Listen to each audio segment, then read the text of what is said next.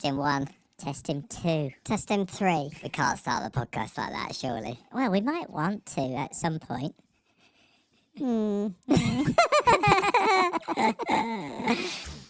Children. On that note, testing 1. Testing 2. Testing 3. Welcome to the testing podcast, It's a everybody. big gap. No, there's no testing 4. It's been a while since we've done this, hasn't it? Yeah, Just it the is three of a us. little bit. Yeah, I can't My remember the goodness. last time we did a podcast, just the three of us. Ooh, a long time ago. Yeah. long time ago. Would you say it was a long time ago? Yeah. A lot has happened in a long time. A lot has happened in a long time. A lot has happened in a long There time, has. yeah. Yes, lots of events that we've been to and done nice things with. Yeah. Where do we start? Can I start with support groups? Just a bit of a shout out to the support groups. Really. Yeah, that's a good shout. We've been running our own support group now for a year. Yeah, 14, I 15 think months. It Yeah. works out on this podcast episode. It's just been a joy. It's been an absolute joy, hasn't it? It's so nice to get guys together. We've got our regular faces every week.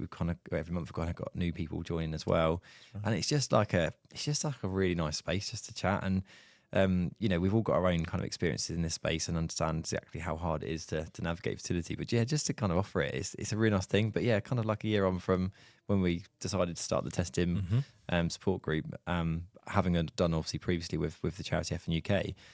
Just really proud of it. I just think it's nice to shout it out. Yeah, it's a good group, isn't it? There's a lot going on in the group at the moment as well. Like as recording at this time, there's 2 or 3 guys about to head into treatment again. Yeah. Which is quite exciting. We've also got 2 pregnancies in the group. wicked. We've got one guy due in the next month or so, another one in a few months. Yeah. And that's just mental, isn't it? Yeah. And there's one at least a year on from having a baby as well, isn't there? So, Yeah. yeah. So Cool. we've got a mixture of different people that come on at different stages of their journey. Some have got over the line. Some are just about to go. In fact, this week, there's probably one other that's going to go over the line. If you okay. remember. Yeah, I know who you're talking to. Yeah. We've got some testhim babies out there now. Yeah, it's pretty special, isn't it? It's pretty special. And I think it's really important to note anyone that's listening that hasn't been on our support group that wants to, by all means, come and join us. Look on social media and on our website, etc. for the details. But we're always quite pro, aren't we, about kind of talking about all of the stories, and that being said, some of the positive stuff and the good outcomes. And it's really nice when you see the cohort of guys that we kind of got going through that end up having positive pregnancies, onto having babies and creating families, that everyone really supports it. I think quite often in the fertility sector we always talk about like trigger warnings, that kind of stuff, but we're actually just like heart on our sleeves that actually we're there for each other. And it's really nice when you get those kind of positive results. And yeah, I mean, of course we feel really proud that we've been a little bit of a journey to help it along. Super special. Yeah. So yeah, if you're looking for the support group, head over to Instagram or Facebook. So I always put it on as a Facebook event. Sign up to our newsletter. It's always in there. And we now have quite a clear button on our new website. I mean, it's not that new. It's an amazing website. Amazing website. But on the header get a of the little bit homepage, there's a join our support group, and you just fill out the form and it'll come to me and I'll send you more details. So It's come and tiny join us. We're nice blokes, just having a chat. Yeah. Simple as that. Well, all of us are nice. Somebody's got married. That's happened. I know. When was that, Toby? Officially married on the 27th of June. That's it. Which is pretty mad. I'm glad I remembered the date correctly. There's a bit of pressure there, wasn't there? Yeah. Just have to remember that number plate, mate. That's it, yeah. I know Mike did something mega on our wedding day, actually. He rocked up in his 911 GT3, As you do. Absolutely, as you do. Absolutely love it. He made some like really custom plates. Show plates onto the car, wasn't it? With it was KTO, or was it? Yeah, KTO, and the date of our wedding date. And I thought that was a really nice touch. Thank you for organising that. It was really cool. No, it's really cool. And of course, that's Wendy to thank for that. Obvious bean cans in the back and just married sign across the spoiler. I mean, that sums up everything that you're all about. So yeah, no, absolutely. No, it was a bit of fun for the day, wasn't it? But you had an amazing wedding, and the weather was really kind as well on the day as well. It was really nice. And it was a very emotional day. And we mentioned us in my speeches about kind of I didn't want to mention too much about fertility journey, but it's a huge part of our lives. Almost over a decade now, I suppose. When you talk about from starting a family to the point we're at now in terms of working in the industry and helping others out, that's a huge part of my life now that I've kind of dedicated through no choice. We don't choose to be in this as a patient, but clearly I'm more than happy to be here as an advocate for fertility. But yeah, I had a very emotional day. I feel a bit grown up, to be fair. I've not it's like suddenly I'm no longer a boy. I've got to be a man, and I've got a very beautiful wife, and feel very, very happy. We're very lots of responsibility now, and that's it. Yeah. There's a kind of mark to live up to now, but no, nothing changes. Katie and I are still best friends and soulmates, as we always say. And I just feel really lucky to have her, and just nice to start our next chapter as husband and wife. It was a nice day out. It was lovely. It was lovely. So thank you for inviting us. Wouldn't have had it any other way. Thanks for coming. I'm glad some people showed up. Didn't have anything else to do that day. Turned up, but there we go. We picked up another award. We should probably mention that. It's up there on the shelf somewhere. You should probably. We don't rub that too often, do we? Just another award. Another award. No. One we can't be complacent about it, though, because it's only with everybody supporting what we do and enjoying the podcasts and being nominated for the award that this is why we actually picked that up. Well, you picked that up on our behalf. So it was great to see in Paris at Eshrei with the European Fertility Society recognising the work that we're doing. So well done, chaps. It's nice to go. It goes a long way, that, doesn't it? Because we were grateful for any recognition we get, but ultimately it's not about us. It's about the fact that when we get recognition, it gives us opportunity to kind of spread our podcast further, and ultimately help more people listen in and get the advice that we're kind of here to help support. So. It's massive kudos for us, isn't it, to obviously have that award, but actually it helps everyone out in our message. And at the awards, I didn't really realise that I had to go up and collect the award and then say something. Everyone was giving a little speech. I was like, you had to give a speech? No way. An official acceptance speech. Did you say the typical, I haven't really prepared anything? That was the theme. Everybody was saying exactly that. It's like, I haven't prepared anything. And you sound a bit arrogant when you go, I've prepared my speech for winning this award. Did it? Yeah, indeed. So the disclaimer: I haven't prepared anything, but I will have a few words to say. Get out a sheet of paper. But what I wanted to try and say when I did accept the award on our behalf was, it's not for us; it's for everyone that's going through fertility. But also the importance of our podcast getting recognised is recognising male fertility. That's what it means to me, and I think us is. Our podcast is getting recognised, but what that means is men are getting recognised, and that we've got a voice, and that men have got a voice in the fertility community, and that's what was really important to me and us, I think, in actually getting that award. So I think we can probably stop at 2. I think we'll see. Who knows? Who knows? It'd be great if we can eventually win an award in not just a fertility space. If we could eventually get to the point where we win an award just generally and in general kind of podcast awards and stuff, because I'm sure they have them. Okay, mate, I'll get on it. I'll get writing more applications. That'd be quite cool. But anyway, we can get recognised and get more audiences. Obviously, is really important to us for the people that we're going to help. It's about improving that reach, isn't it? I mean, there's so many people that are out there that probably just needs a little bit of help from time to time, and I think the podcasts are an excellent way of communicating some of the work that we do with some fantastic guests that we have and the work that they do in order to try and help people along their way in being able to have families. And it's a great privilege to be able to sort of sit here and just have a general chat with really, really good people that are genuinely aligned to what we want to achieve as well, which is helping people along the way to have families. Yeah, and a massive thank you to everyone that's come all the way to our little podcast studio. A little corner. In the office. Yeah, it means a lot. People have come out of their way to spend some time with us and tell their own stories. You might be a patient journey or a professional in the space, but we really are grateful for everyone's contribution, because quite frankly, without those people, it wouldn't be as such a great space as it is. So thank you to anyone that's contributed. And just sitting there picking ourselves up, aren't we? Yeah, I'm picking everybody else up at this point. It's picking everybody else up, but it's for those people that are listening. Maybe sitting on a motorway or driving to work or something like that. But to be able to pick up some nuggets that might just help them along the way is just fantastic. And actually, we had for us to do that. We had an email. Beginning of this week, so this week as we were recording this, it was my first email in on Monday morning. I sent it to you boys. That was a fantastic news. And I can't remember if I'd actually spoken to him before, but literally I got this email saying, "Thank you so much for the podcast. I learnt more about my fertility, changed my fertility journey, and we now have a son." It's like, unbelievable. That's bonkers, isn't it? Yeah, like from listening to the podcast. Especially from people that we've not even met or had a connection with. And those are the people that we're reaching that we don't even know who they are. But for anybody else that is out there that are struggling with their fertility journey, do reach out and come and have a chat with us. We're human beings. We love to have a chat on the phone or WhatsApp or something like that, or just a nice little email that comes through, because we're really interested in making sure that we can provide the best opportunities and advice and education and anything else that we can help with. So it makes our day on Monday mornings, doesn't it? It's brilliant. To wake up to an email like that. It's fantastic. Yeah. So thank you, whoever you are. Yeah. And that's a really important segue as well. We've launched our WhatsApp support sort of channel now as well, haven't we? Where we can text each other and have a bit of banter. And, bloke banter. There is some bloke banter in there as well, isn't it? Yeah.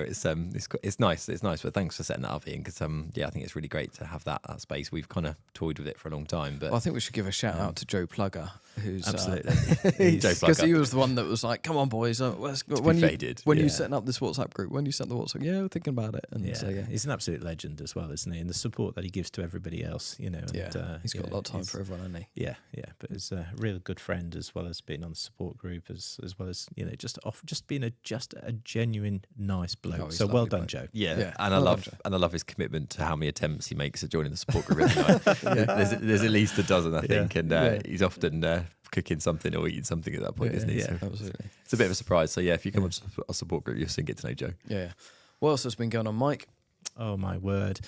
There's lots been going on in the background, and I think if anybody that's been following us and following what we've been trying to achieve in the background is that we're trying to expand some of the services that we're trying to do. So I think about 18 months ago, if not nearly 2 years ago now, we embarked on a new service for clinics and various allied professionals for providing the latest in oxidative stress testing and DNA fragmentation, sperm DNA fragmentation, which are advanced tests in addition to a normal sperm analysis, and very much needed in the community where patients are struggling to conceive. But we've gone one step further than that due to a demand and due to people that we work with very dear to our hearts, urologists, andrologists, and various other healthcare professionals, is that we are literally, I think, 2 weeks away from when this goes out, or if not even before, opening up our own clinic, a collaboration clinic in London, which will be at Fitzrovia Hospital. And we'll be providing all the andrological work as a specialist team for healthcare professionals and more importantly for those patients that really need a little bit more further advice and support. So we'll be taking all of our advanced tests from the University of Kent, where we have done some fantastic work and elevated a business opportunity as an external lab, and bring it into the heart of London and make it accessible to so many more people that need to do it. But it is a collaboration. It's not just what we're doing. We're working very closely with Fitzrovia Hospital, but all the andrologists, urologists, and other allied healthcare professionals in trying to provide the best service that we possibly can for men. So the new MOT station, so the testhim MOT station, or however we want to call it, is going to be there. But I think it's going to be shortened to TAX, I think. That's what you came up with, wasn't it, in a meeting last week. So it'll be the testhim andrology clinical services, I think is what we're sort of aligning it to. So it sort of resembles quite well, if you can look after your Tic Tacs, there's a lot of love with Tic Tacs. I love your analogies. So scrummage in the scrotum. Scrummage in the scrotum. Mike's full of them. Yeah. And, do you ever sleep, Mike? I don't know. My mind is crazy. It is absolutely crazy.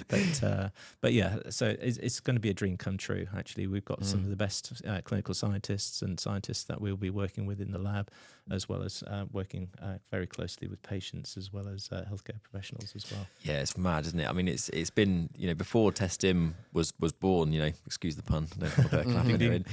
But before the brand was created, the three of us always wanted to create that space, didn't we, for men? That was always our long-term sort of mission and goal. And like you saying out loud, then it's like, oh my god, this is actually happening, and being able to be in that position very soon, if not now, if the podcast has gone out around that time, that we'll be able to offer that to guys as kind of like that kind of one-stop shop that we just men need.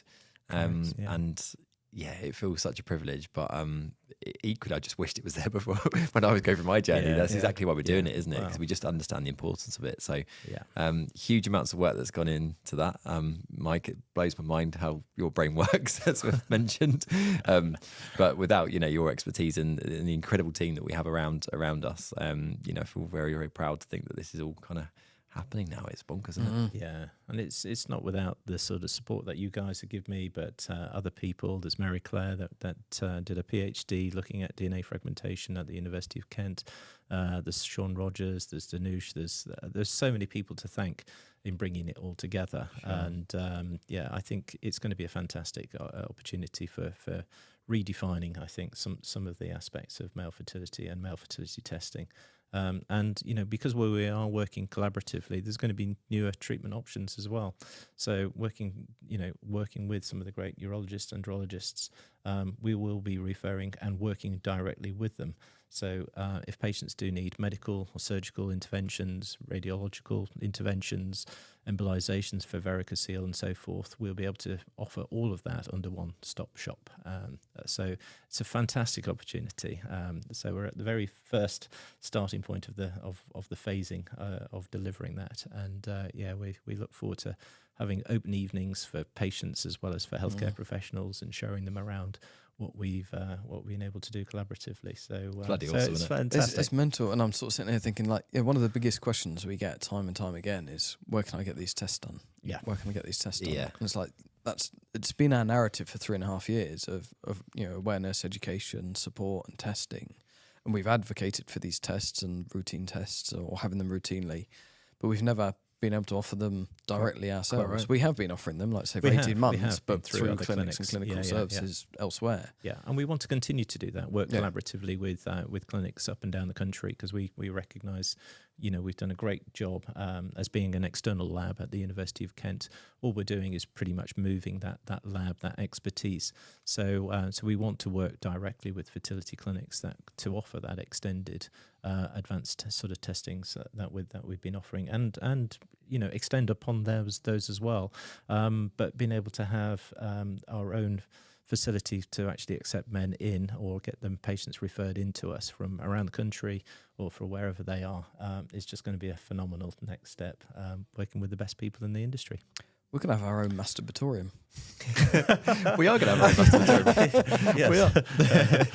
You can see what lies up Ian's face. I know. He opened a box up earlier on and his eyes lit up. So maybe we'll talk about that. But in all seriousness, we've joked a lot over many support groups about guys' experiences with their the various masturbatoriums that are around the country and the world, and actually a big element of that for us is making sure that we can make this remove the stigma around it, because obviously it's a not a pleasant thing to have to go and do. It's a bit clinical and feels a bit strange.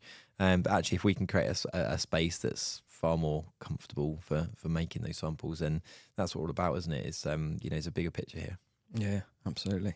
Yeah, and Ian's really excited about it. I think he is. Yeah. But it's the opportunity for men to talk to men, and we've got the support group. We've got all sorts of things that we can offer men to make that a little bit easier and to break it down. And I think that's what's great about, I think, where we are right now, is that we've started the whole testing process about thinking about what tests does he need. We've been providing him in the background for a couple of years now, but to be able to bring it into one place is going to be great. But still have the same ethos of working collaboratively all the way around, all the way across the country with various fertility clinics and with physicians to make it really happen. So it's quite exciting times. Tackling fertility together, isn't it? Tackling fertility together. Yeah, we have that. So one of the other questions, now shifting the conversation slightly, one of the other questions we get quite a lot is, how do you speak to friends and family about your fertility journey? And I don't think this gets discussed enough, but in the sort of general kind of conversation, because it's really difficult sometimes in terms of what do you say, what do you not say, how much do you tell, how much do you not tell, what sort of responses do you get from people? Obviously, you guys have both been there. I haven't been through that journey. So how do we have those conversations with our relatives? Or yeah, it's difficult, isn't it? It's difficult. And I think, from mine experiences, there were family members that were having children at the same time. So it was a really difficult conversation for us to have because we felt isolated from the family through no fault of the family's own. It was more our own kind of interpretation of that more than anything. And we didn't want to come from a point of just envy as much as the envy was there of our family members that were having babies at the time. And it is a really difficult conversation to have. And I think if I look back on when I had those conversations with my mum and my dad and with Katie's parents, they were great. In fairness, they were great. They listened, and that was a reassuring thing. But they didn't really respond in ways through no fault of their own of like, what do you say? You know, it's like when you get someone tells you some bad news about something in particular. Sometimes you quite often go, "Oh, I'm so sorry to hear that." It's kind of not what you want to hear. So I think like as much as we can sort of advocate to talk, because it's really important, and actually your family are usually really supportive, it's actually really important to sort of explain the narrative, actually how difficult it is as a conversation for that person who's going through it to a parent, a sibling, or a friend, or a family member, etc. Because it comes with huge weight and stigma. And I remember having the conversation with my dad that like I felt like I was letting him down because I wasn't able to kind of carry on the family tree at the time, and that was the thing that was really in my mind. And my dad was like, "Bloody hell, mate! Like, if you never have children, I'm never going to think anything different of you." Like, but I had that preconception that that's what he would feel like. So it is a two-way street, I think, isn't it? Of like having that confidence. Is that the right word? I'm not sure. But trust in the relationship you've got with whichever family member it is and who you feel comfortable with. But it's not an easy conversation, is it? For sure, it's really difficult. It's not, and I think my background and sort of experience was slightly different. I mean, I think I knew that I had some, issues down below. I had undescended testes, which I didn't ever speak about, neither to my brothers nor to my mum and dad. But I think my mum would definitely have known I had undescended testes as a child. But we never really talked about fertility and having children at any sort of stage. And even when I sort of got married or been in a relationship and then getting married, and then the questions come, when you're going to have kids, especially when your younger brother has children, and got a big family now, and my older brother, conceiving as well. It's sort of like the questions always at parties and birthdays and various other elements is like,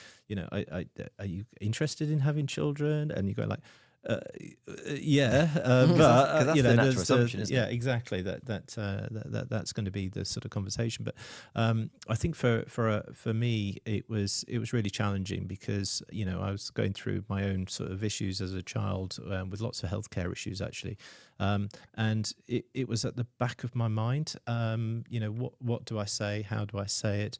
We didn't really have those conversations in the home setting either. So, and although, now, sort of like parents were very accepting when realised that we couldn't have children, I think it was still a very difficult thing. Certainly the relationship with my dad, it was not something I'd ever talked to my dad about. My mum was a lot more open than my dad about it. Latterly, coming into science, coming into the pharmaceutical industry, and then really focusing on that in the last 15 to 20 years. I'm just, everybody knows what I do now. It's become an obsession. So, I'm very open about my relationship with my own sexuality and various other bits and pieces and my fertility journey. But at the time, it was really, really challenging. And I think, and you've expressed it in the past, Toby, is that it really gets you down. It really, really gets you down, and some days you have some really, really dark days thinking about it. And, now not having children, it's a huge, huge battle to come to terms with, because it's the things that you regret the most, but you can't do anything about. And although I've been on that journey of trying to understand all the issues that goes around fertility and male fertility, I think I pretty much know I've exhausted every avenue for myself, we now come to terms with it. So I think we've sort of come to the thing that if we can't have children ourselves, how can we help others? Because the knowledge of what we've gained through that journey and that painful journey of going through IVF and not coming out the side that you want it to come out on, and actually deciding to stop. And that decision to stop was one of the most difficult it was really tough. sort of decisions to do. But we made it for the right reasons, and because we knew, because I had got my sort of sperm tested after we'd gone through a sperm retrieval through a microTZ. We went and got it tested, and the tests at that time came back so negative. I went, we can't move forward, because the genetic competency of my sperm was just not up to scratch. It was not up to scratch. So we may have, had even more trauma if we'd gone any further in that, or we would have had to go down the donor route, which neither of us wanted to explore at that time. So it's incredibly difficult talking to parents, talking to friends, talking to families, because they don't necessarily get it. They don't go, and I think it's about also not necessarily having the right frame of mind to open up to others. And we've talked about counselling and various other things, and I think counselling would have really benefited me back in the day. And it wasn't really open at that time. I wasn't aware of what counselling could be available, or how it's going to help me, or anything else like that. But having a lot more experience now, having met a number of counsellors and psychotherapists and psychologists and so forth, I think I would have no hesitation, if there is any doubt in the back of your mind that there is help out there. I would have definitely gone out and sought that help, knowing what I know now. So an incredibly difficult topic, Ian, I think, for many people that are out there, sort of at a junction going like, what do I do next? But getting some external help actually can frame your mind a little bit better of how to approach it. Yes, that kind of perspective, isn't it? I think when I had counselling, as you know, and that thanks to the person that kind of forced me to do it, booked me, go be there that day, that I'm forever grateful for that person. But it gave me like kind of a fresh perspective on what was a really difficult thing to navigate, isn't it? And I think for me, the counselling for me was more actually like I was being listened to and not judged. And it was someone way outside of any circle that I had that had nothing to do with my life other than just a pair of ears to listen. But to actually have my emotions validated, actually, that how I'm feeling is just how I'm feeling. That's just natural and okay. It gave me kind of like a sense of confidence actually in my emotions. Naturally, I'm a people pleaser. So in this scenario of when I was going through my fertility journey, the fact that I wasn't in a position at the time when I wasn't allowed, I couldn't sort of allow my parents to be grandparents. That for me was like I wasn't able to help them be happy by being grandparents. Does that make sense? No, it does. There's a lot of pressure, isn't there? Yeah, in ways. And then I had huge guilt, and I had kind of like the shame of it all and all that kind of stuff. So when I had the counselling, I had all these emotions kind of like laid out and said, these are the things I'm feeling. And someone goes, you know what? That's normal.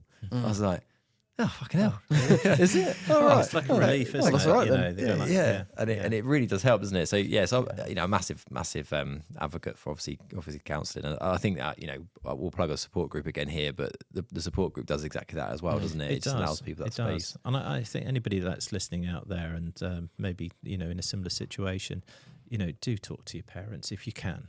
Find some space to do that, because they're more than likely to completely understand where you're coming from. I mean, you may have been conceived through difficulty yourself without actually knowing what your parents went through to actually have you as an individual. So there's always going to be these experiences which you feel is only your experience, but actually it's very common with a lot of other people. And there'll be an absolute range of emotions on a day-to-day basis, from highs and lows, and laughter with friends, and then other times you're out with your friends and you can't even find any motivation to have a smile or a chuckle, because you're just in your own little zone, because you're thinking of your own sort of direction. So it can be really challenging. But I would definitely advocate going out and speaking to anybody. And how did you guys cope with the not so helpful comments? It's usually just relax or go on holiday or, oh, it'll happen. And then obviously the people that experience loss or miscarriage say, oh, at least you managed to get pregnant. It's just how do you cope with those people that are in your circle of friends or family that you know you can't just ignore, or you know. Yeah, it's really hard. I mean, the early days I didn't cope with too well. I kind of just sort of laughed and joked a little bit and just tried to end the conversation, and I'd quite often then just disappear and just have a quiet moment to myself, and sometimes a tear or whatever. And used to find it quite emotional actually hearing those kind of comments. But actually, how Katie and I eventually coped with it, if we suspected that might be the response, and we made a bit of a prejudgment on that, which I'm not normally a fan of doing, was we would often sort of go, "Oh, you just don't want kids." You know, I remember having them conversations. Wow. Yeah, and I laugh about it, but more from I can't believe I used to say that. But it for me at the time, it was far easier just to kind of laugh it off and go, "I don't really want the kids," rather than having to explain to myself.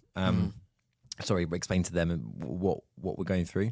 And this was obviously way before I started the campaign, the awareness campaign that obviously I went on to do.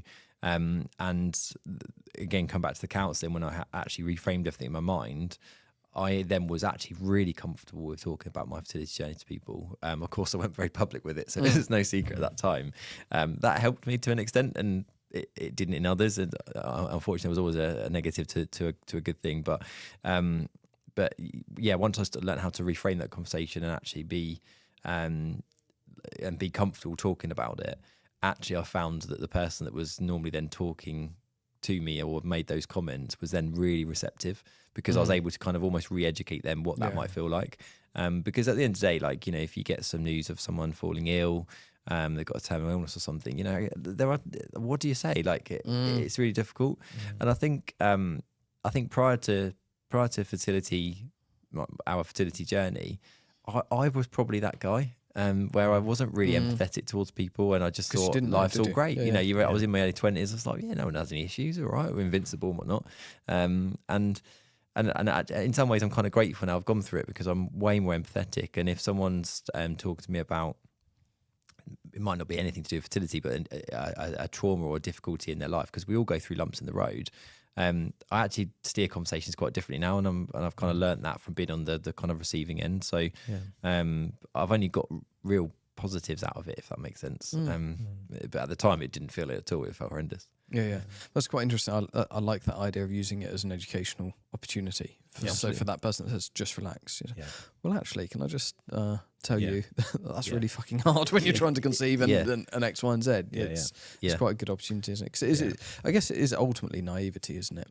People don't understand. It is, and a lot of people, you know, do mistakenly, you know, use banter and wit and various other things, and bring that into the conversation about your fertility, especially when you're having kids. Yeah, especially men, and I think they don't necessarily do it to upset you, but it happens all, you know, because, you know, we are sensitive creatures at times, you know, I've definitely learned how to cope with it, with those types of like negative sort of you know, instances, whether you're in the pub or whatever, and people ask you the question, well, how old are your kids? And I went, well, we haven't got any. And then I immediately, you know, don't want them to feel into a negative sort of thing and make it really uncomfortable. And I said, well, actually, I don't have any, but I work really, really hard in this sort of space to actually help people have children. And they go like, what? So I mean, that's a cool statement. So it is almost like trying to be not controversial, but it's sort of turning it on its head and saying, actually, yeah, there's something you need to know about me, and I'm very open about it. But for a lot of other people, I've learned how to do that as a coping mechanism of, you know, sort of the challenges about not having children. But for a lot of people that will be on a journey and get these comments, you end up tending to bury it. I used to bury it and go like, okay, that's not going to hurt me, you know, sticks and stones type of malarkey in the back of your head, sort of like going like, okay, let's just get through the day, let's just get through this moment, you know, especially at family events, something like that. But yeah, I think the way in which I approach it now is very different to how I used to approach it. I use it as an educational opportunity, as you said, Toby. But it comes down to that kind of I think it comes down to where you are in that journey, doesn't it? Like, you know, you sound very similar to me in the thick of it. Because I think when you're dealing with it, as in you're in your treatment sort of window, if that's the right way to put it, your energy is so absorbed by appointments and and so any little comment into that kind of, you're always already feel quite broken, and it's it's only over time in the healing process and things like counselling, etc., and talking about it that you get that strength and that resilience back. Yeah, it's getting to the acceptance level, isn't it? Especially if you haven't had children, it's getting to that acceptance level of acknowledging that actually there's life beyond having children. However, I thoroughly enjoy children. I enjoy my nieces and nephews and other people's kids like yours, Toby. Take them for a walk around the park, have a look at nice cars and things like that. But it doesn't stop you enjoying other people's children. It's just that the dynamics of your family might be different to other people's. But yeah, it's a really hard one because it breaks your spirit sometimes, and you just got to wait to work out how to move forward. Does that happen for you still now? Yeah, it does. It does. I'll be very, really honest. That I think not having children, some days you wake up and go like, what am I going to do? And you see people in the park playing with the kids with football and chasing butterflies or whatever, all the silly stuff that parents do with the kids. And I do look at it and go like, missed out that. I missed that. But yeah, you've got to pick yourself up and actually say, okay, what am I doing today? What's my purpose? And actually working in this environment, doing what we do is the perfect antidote. Yeah. It's a tonic for me to actually help other people and see the joy that you can bring on other people's lives. It's the greatest reward, isn't it? I said to somebody the other day, like, being a man and supporting other men trying to become parents, fathers. There's something about hearing it from another man that we're pregnant, or we've just had a child, and they've been through the struggles. It gets me. Really does. We've always got tears, haven't we? Yeah, it's really do. Yeah, phenomenal. 3 tear jerkers. We really are. Absolutely phenomenal. Yeah. But it makes me think of Aaron. Do you remember Aaron Sutton from our very first support group? Came on the Everest trip with me. That's right. And he came along to those support groups. They were many years beyond not being able to have children. And he was always the advocate of, look, I know for you guys right now it's shit and and some of you are going to succeed, but some of you aren't.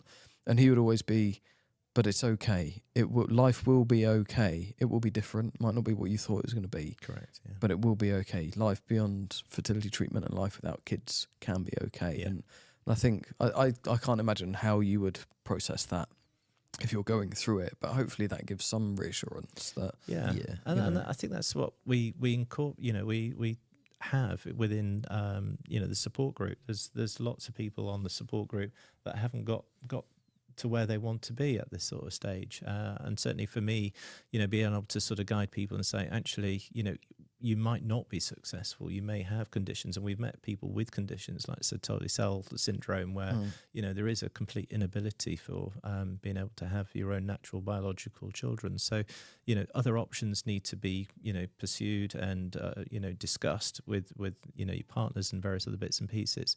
And at some point, you've got to work out where is your path, whether it's with being able to have children through donor conception or surrogacy or whichever path that they have, or it is getting to that resolution of saying, actually, we're not going to have children. We have fur babies, so we have dogs, and we love our pets, and we love to do nice things as well. So life can be, and it is fulfilling. It's just a different path than some people have with their own families. So. I think it's really important to note as well is however one's journey finishes, if there's ever a finish, is to always make sure that to not leave any stone unturned, and that's what we're all about really at kind of the advanced testing for men, is that making sure that you do everything in your power to make sure everything is done, so that however things move forward and however the rest of your life is, you can have a sense of contentment. I don't know if the right word, but knowing that everything has been done. And I think that's a really important part of anyone's journey, isn't it? It's just making sure you do everything. We discussed that on the last support group, didn't we? It's almost like a testhim textbook, really, of the things that should be offered to you and the things to explore. And if you explore all of those things, and it's like grief when you lose something, and you feel as though sometimes you do lose things. It's not necessarily just through pregnancy loss or something like that, which is really devastating, don't get me wrong. But, when you can't have children and you can't get over the line with an IVF, there is a sense of loss. There is a sense of grief. There is a sense of emptiness. And, if you know that you've done everything within your power, and with the specialists that can actually diagnose you, so it's not left with an undiagnosed idiopathic male infertility. It's just a big you know, question mark, these isn't it, big that? words that actually mean nothing because they don't know. Because oftentimes, we don't know. It's because it's probably not been explored, or we haven't got the right test yet. And that's what we're also trying to explore: is what is the test that we haven't tested, or the resolution that we're trying to get to, because ultimately acceptance is just as important as in terms of not having children, as well as acceptance that you are going to have a child, and you get a positive pregnancy outcome, and then you have the baby arrives and so forth. So acceptance, you do go through a sense of grief, but it's a roller coaster. But counselling can help on that sort of journey. But yeah, it's incredibly difficult. It's a difficult one, especially with negative comments that come back. I think that point that you make, Toby, is certainly a lot of the consultations I've had with guys is I lay out all the options to them and sort of say, okay, you might want to consider this test, that test, you might want to go see this professional, you might want to go to that clinic. And I always say to them, this is about knowing that you've done all that you can possibly do.